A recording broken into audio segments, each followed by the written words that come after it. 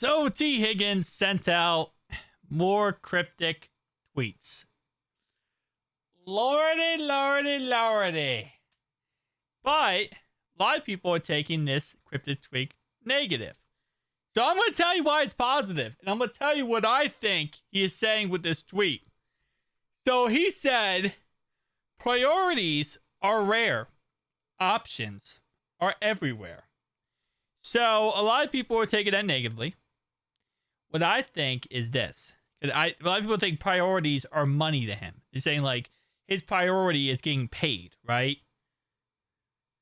What I think he's saying is that priorities are rare, as in winning the Super Bowl and playing with the quarterback you want to play with and creating a legacy that you want to leave for generations in NFL history.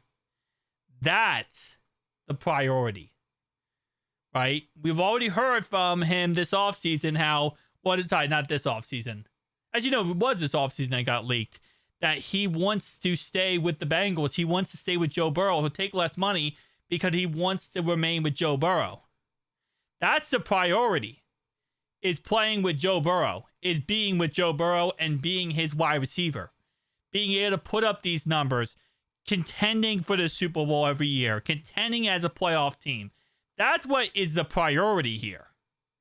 Options are anywhere. He can go get paid anywhere. He can go play anywhere, right? If he wants to go and leave us, he could.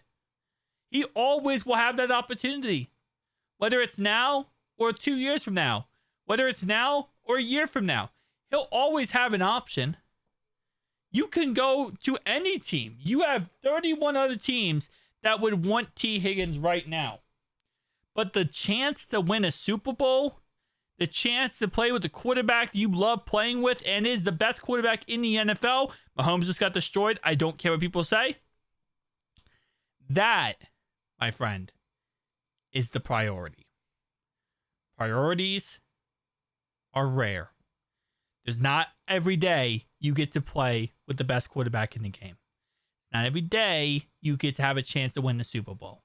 It's not every day that you are on the best team in football. Best offense in football. That's rare. And he has that rare opportunity. Priorities are rare. Options are everywhere. That's how I look at it. That's how I looked at this cryptic tweet.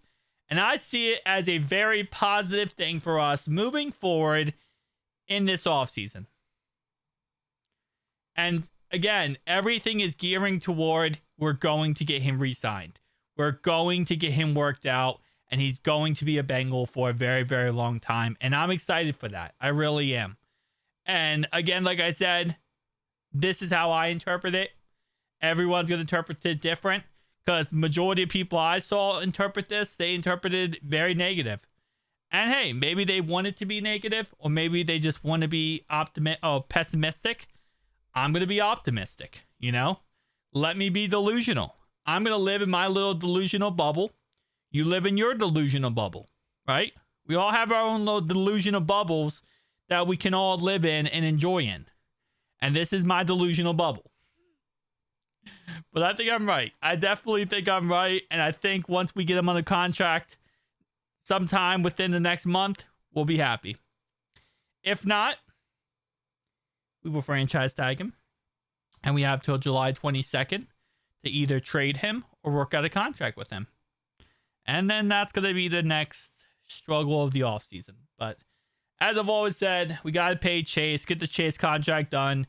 And then the rest of it will just slowly make sense and fall into place. But for right now, it's one step at a time, man. It's one step at a time. But shout out to T, because, man, these cryptic tweets are not going to stop. I promise you that. He's not going to stop doing these cryptic tweets, guys. We're going to continuously have these cryptic tweets, because this is how it works, bro. This is how it works. We're going to get these like, hey, I feel like this today. I feel like that today. I feel like saying this. And just trying to breathe. Okay. We are literally right in the thick of the offseason, the beginning of the offseason. let me breathe. Let me breathe as we just started the offseason. Like, you could do this in July, okay? Actually, no. By then, you're going to be signed and on the roster. But still, it's killing me, man. It's killing me. I just want this contract to be over with. I don't want to worry about T anymore. I don't want to worry about Chase anymore. I don't want to worry about Trey or BJ Hill or Mike Gesicki or Mike Hilton. Everyone else, whatever. I'm not worried about it. But it's just good. It's gonna be random too. That's what I know. It's gonna be random. Randomly, there's gonna be one day I'm gonna wake up and gonna be like, "Yep, Chase got signed." One day I'm wake up and say, "Yep, Sheldon Rankins got cut. This guy got cut. This guy got signed. This guy got cut. This guy got signed."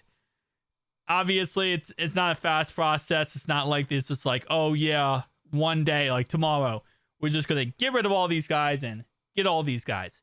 Then at the end of the day, the Bengals don't know what's going to happen. So, for example, let's say it doesn't work out with BJ Hill. They can't re-sign him. They can't get the contract figured out, right? They can't do all that stuff. Well, then that's going to be a huge problem. So they need Sheldon Rankins, and they can't afford to cut him. So it's like, that's the age-old issue, is they want to do certain things, but they can't until they figure out other things. Tell me down below your thoughts, BDS. I'll see you guys next one. Peace.